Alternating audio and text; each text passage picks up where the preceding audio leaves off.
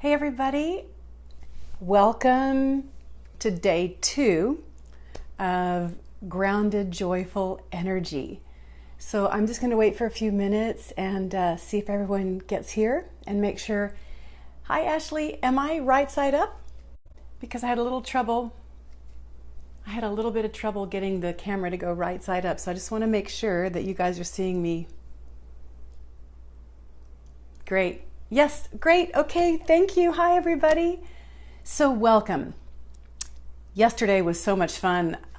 I just want to apologize that at the very end, I meant to answer your questions yesterday, and I was so happy with just having seen everyone, and the technology is kind of new to me that I just ended and didn't answer your questions. So hi Chris, hi Donette, hi everybody, hi Linda Kay. So how I'm going to do today is I'll do the teaching and the sharing like I did yesterday, but this time, unlike yesterday when I was so excited and just shut the camera off, I'll stay on at the end, and if you have any questions, then I'll answer your questions at the end. Hi Carrie.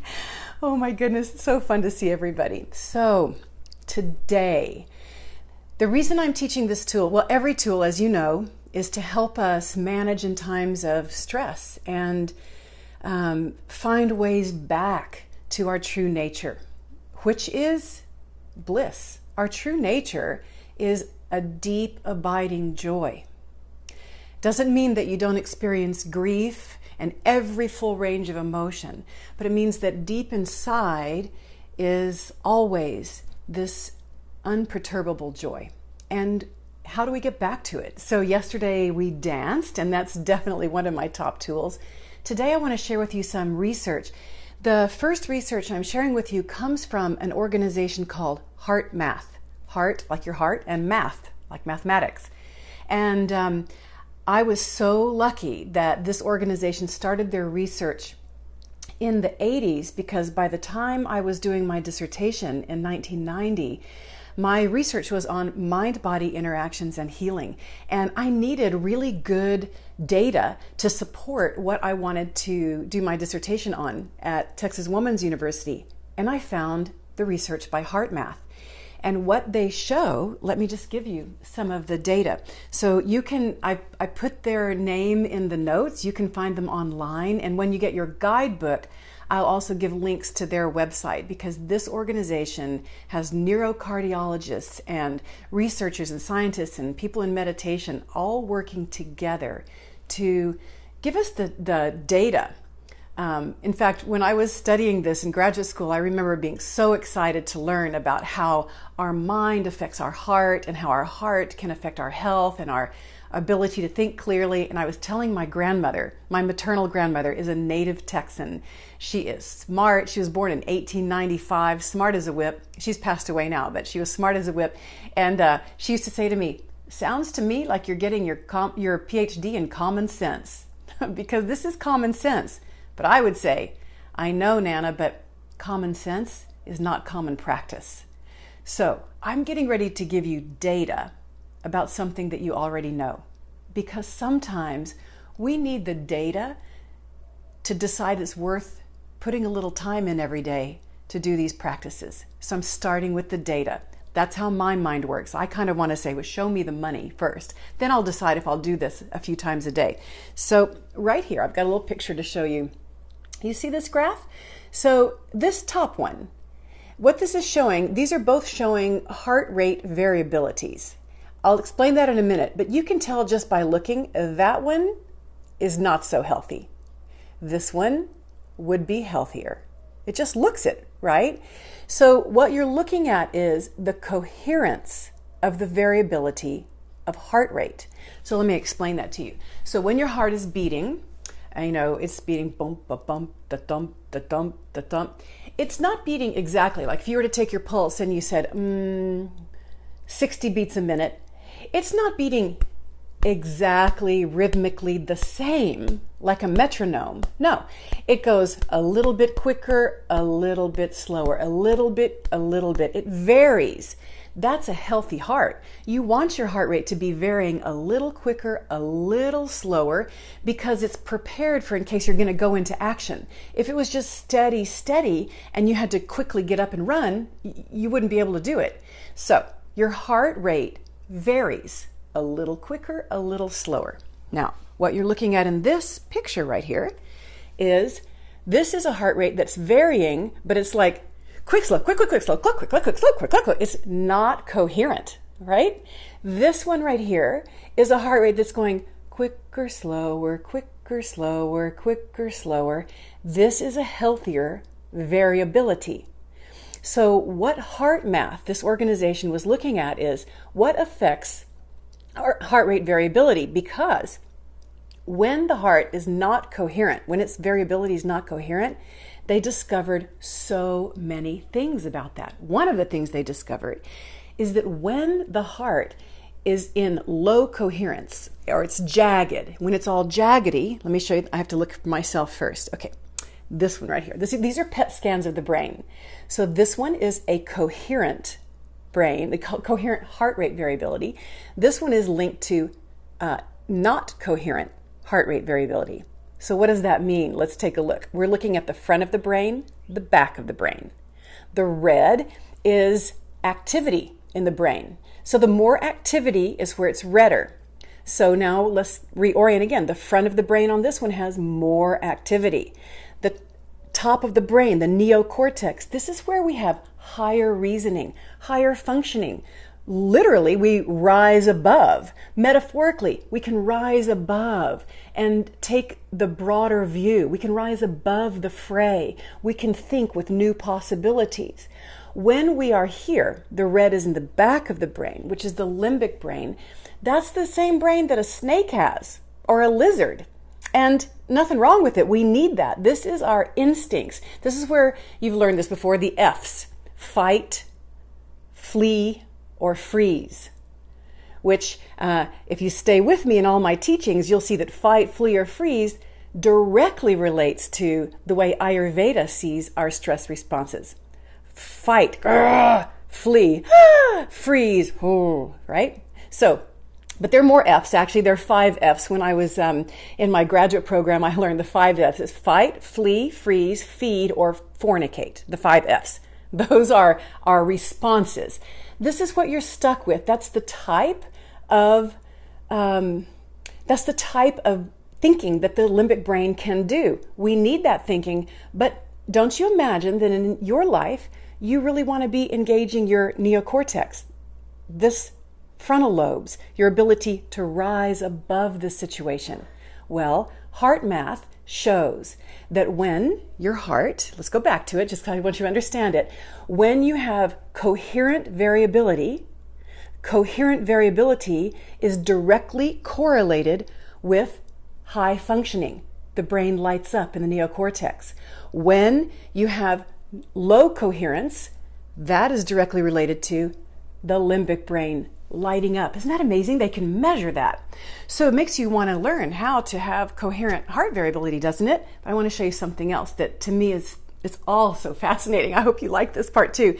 So what these researchers at HeartMath were able to do is they have the technology to measure the electromagnetic field that your heart emits. Now you know your heart has electricity in it because EKG, electrocardiogram.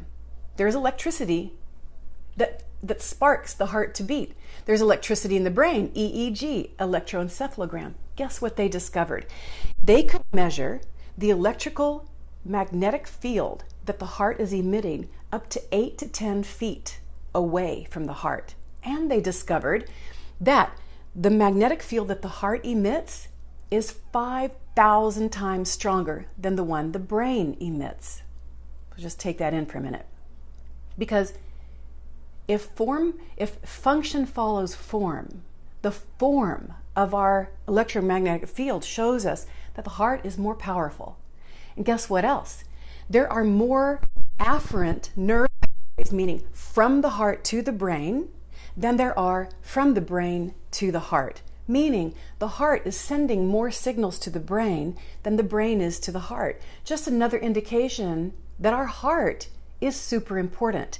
And as you can tell from the graphs I just showed you, a coherent heart rate variability is linked to higher functioning of the brain. So we might want to be paying attention to that.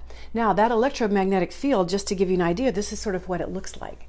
It would look like this if you could draw it. And the researchers at HeartMath, recently I heard them speaking, and they said, we said 8 to 10 feet away from the heart, but that's as far as the machines could show. So perhaps it goes even farther. But the bottom line is that you are basically walking around radiating this kind of energy. It's as though your heart is broadcasting what you're thinking and feeling in terms of electricity. And since everybody's heart is doing that, we kind of look like this. We interlock with each other. Do you see that? We have our energy field interfaces with other people's energy fields. And the reason that I want to bring all this up is because what I'm going to suggest is that you do some daily practices.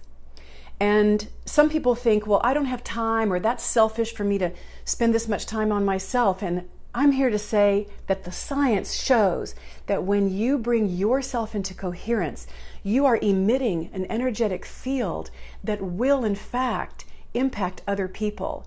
And so if you want to see more peace in the world, this is one way. You become peace, and then you radiate that peace, and your electromagnetic field can, in fact, impact others. Because we know that, for instance, we can see how birds start flocking and they start flapping together, or clocks, pendulum clocks swinging a certain way. They start influencing each other. So we can influence each other that way. That's what I'm suggesting. But we start with ourselves. So I'm going to teach you a quick one. So HeartMath has shown, they've looked at thousands of subjects, and they've discovered that the most potent thought to insert into your mind to bring your heart into coherence is a thought of appreciation.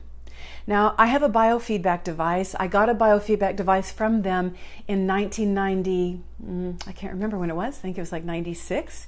And so I would hook myself up and also clients up, and I would take it on the road when I did speeches.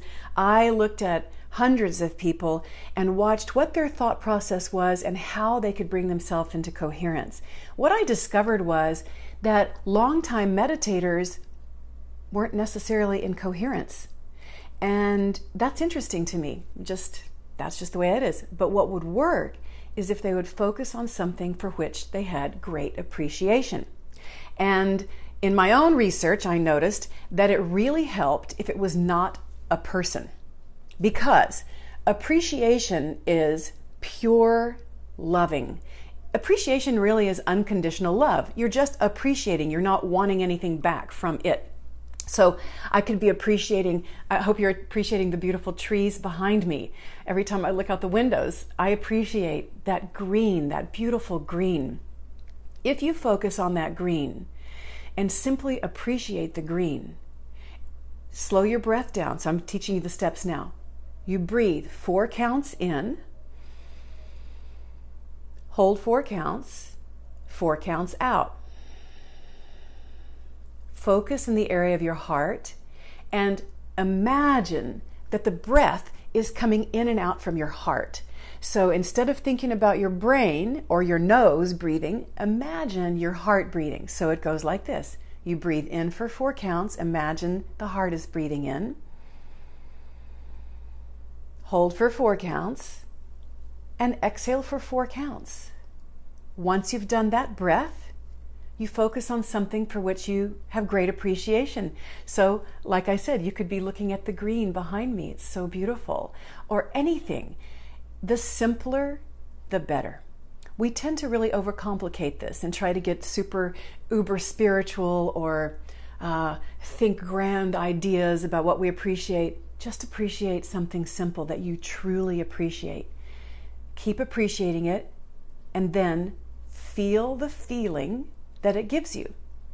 And as you feel the feeling of appreciation, breathing into your heart, let that feeling flow through your whole body. That's it. Now, I know it sounds simple, and I know our culture is addicted to complexity. And so if it's not complex, or if it doesn't cost a lot of money, we think maybe it's not worth anything. I'm here to tell you this works. And if you really want to see it work, I just want to show you HeartMath. I'm not selling HeartMath equipment or anything, but I do love what they do.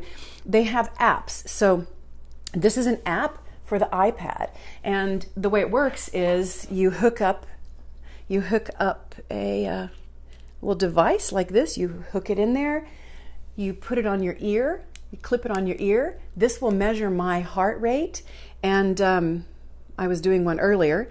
Oh, see, I just did one beforehand, so I was in the green. So when you get your heart rate and coherence, you're in the green. And it'll show you, oops, you're slipping into the blue, a little less coherent, you're slipping into the red, you're not coherent. And you can start witnessing yourself. This has been really powerful for me to have. I know I mentioned to you yesterday in day one that grounded, joyful energy doesn't mean you don't have stress in your life. Of course we have stress. And I told you about a big one I had in 1990, and 4 years ago I experienced a really devastating loss. And I will say I was grieving, full-on grieving, for 2 years, and maybe 3. And in those years, I used this device all the time. And I discovered that my heart could be broken and I could be in coherence at the same time. Now that might be shocking. But the truth is, what I discovered in my own body is that I could be feeling brokenhearted, the reality of something that hurt, and find something to appreciate at the same time. Slow my breath down, find something to appreciate. There was always something to appreciate. And even in the midst of heartbreak, I was able to find coherence. And I really believe I needed to do that because even in the midst of heartbreak, I was a single mom and I wanted to get my son graduated from high school, and I got him to Olympic trials, which was a really big deal, and it required 100% of my focus. So if you've ever had something like this, I know you have, because it's humanity and we experience difficult things. Doesn't mean you won't. It doesn't mean you won't have heartbreak or pain or even illness. But in the process, you can in fact focus on something you appreciate, slow your breath down, and bring your heart into coherence. So that's just one. This is called a quick coherence technique, and you can do it at any time. You simply, I'm going to go over the steps again, and in the guidebook, I'll send you the guidebook. I will write them all out so that it's easy for you to remember. But you slow your breath down, you imagine breathing in and out of your heart, you find something you appreciate, and you focus on it. 3 to 5 minutes twice a day has been shown to statistically improve brain function, improve immune function, improve digestion, even skin health. It's worth it. So that's what HeartMath teaches us. I want to take it a step further because we live in a real life, and in fact, we sometimes need a little bit more.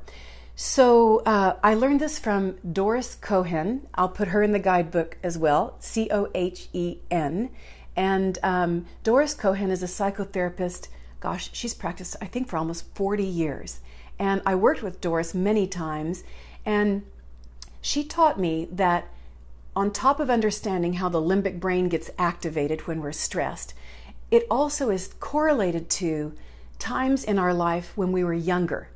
And the way Doris explains it is, as soon as something stressful happens, there's a younger part of you that's unhealed that gets triggered.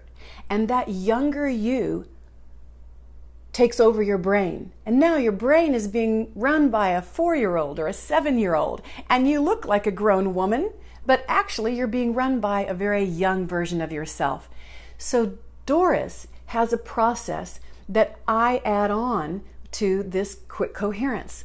And so let me just give you an example. It would go like this. You're out to lunch with someone and they mentioned something that just triggers you. Happens all the time. Soon as you notice it, and how do you notice it? Well, you notice it because you feel disturbed. You feel constricted. You suddenly feel nervous. You feel embarrassed. You start going inward. That's how I feel it anyway. So as soon as you notice that you've been triggered, imagine in front of you a stop sign, a red stop sign. Take that breath.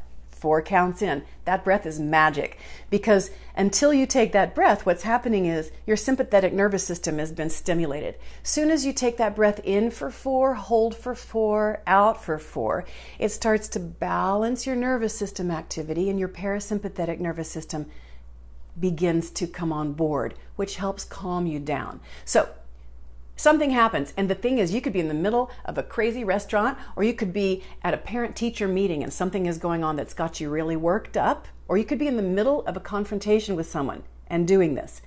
You're just in your mind, you see the sign stop. You slow your breath down, 4 counts in, hold it, 4 counts, out 4 counts. Now, adding on Doris's technique, which she calls the magic garden, what you do then is you instantly in your mind ask yourself, pick a number between 1 and 10. Boom. And I would say 7.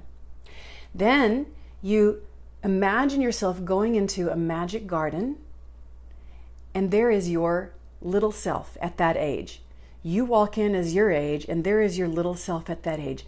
Your job in this moment is to soothe that smaller version of you. And what happens to me many times, if I've really been triggered, my little 7-year-old is scared, doesn't even want to come out from behind the trees. And so I go in as the real me, and I say, come here. And I might hold them for a minute, and I might brush her hair, move it out of her face, and say, you're fine. Everything is fine. Your only job with your inner child right now is to reassure them that they're safe, that you love them, and all is well. Don't take too long in there. You don't stay for a long time. You imagine yourself leaving the garden. You come back, take that breath in, 4 counts in, hold 4 counts, exhale 4 counts. And inside of your head, you say to yourself, I'm Deb Kern. Today is May the whatever, 2018. I'm in Austin, Texas. I'm in my 50s. I'm a 50-something-year-old. And it kind of brings you back to reality, like, oh, right.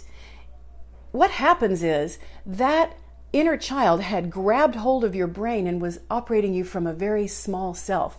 A little girl who had no power, couldn't drive a car, didn't have her own checking account, couldn't make decisions for herself, and that's how you were feeling. Soon as you do this activity, it brings you right back into your full brain, and you can operate in the here and now.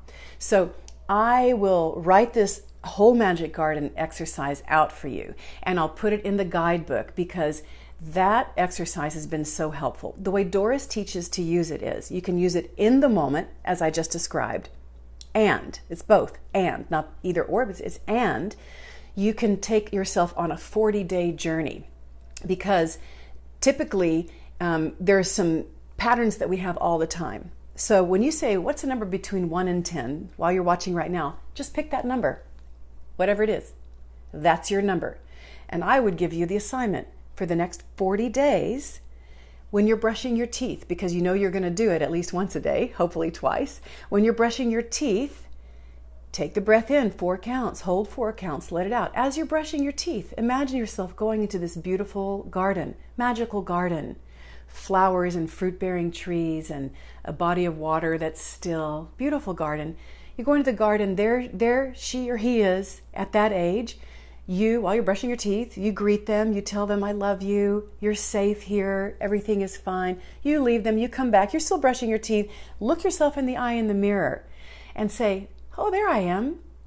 I am, say your name, I am how old you are, I'm in what city you're in, the date. Really orient yourself to the present time. And then look yourself in the eye and say, and I love you. That's it. It will change your day. So these 2 practices from your heart, getting your heart into coherence, will bring your brain into coherence. And when your heart and brain are in coherence, your entire life will work better, and everyone around you will experience the radiance of this energy. So I hope you practice this and enjoy the practice. And I look forward to seeing you tomorrow. Tomorrow is day 3. And tomorrow I'm teaching how to create a container for your day, a morning and evening starting and ending process. So that'll be a really important piece as well. So I'm going to end officially, and then I'm going to take questions because I forgot yesterday.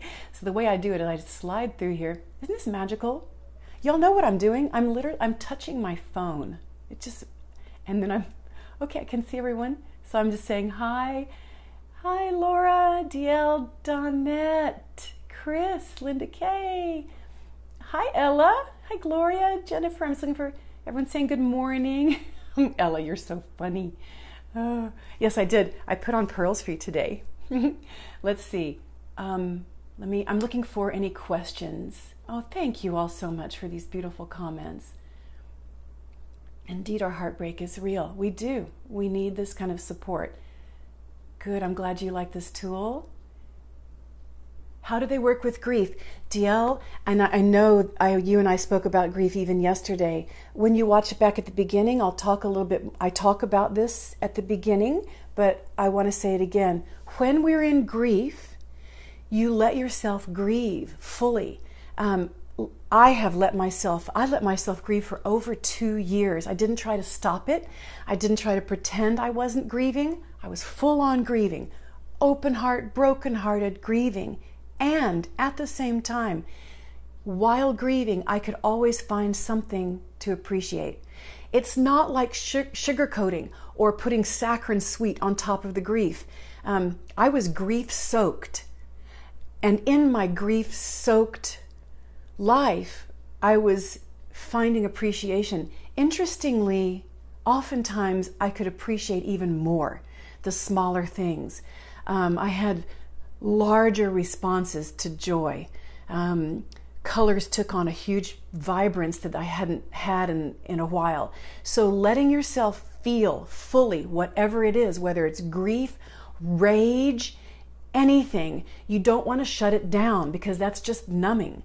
So you can feel all of it and feel appreciation and bring your conscious awareness back into your heart. Find something to appreciate. And when you do, it brings your whole brain online.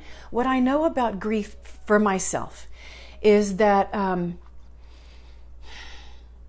the truth of the loss, there's truth of loss. There's truth of betrayal. There's truth of all kinds of things.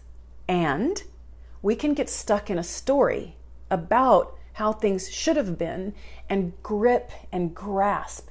And it's the grasping that really brings us down.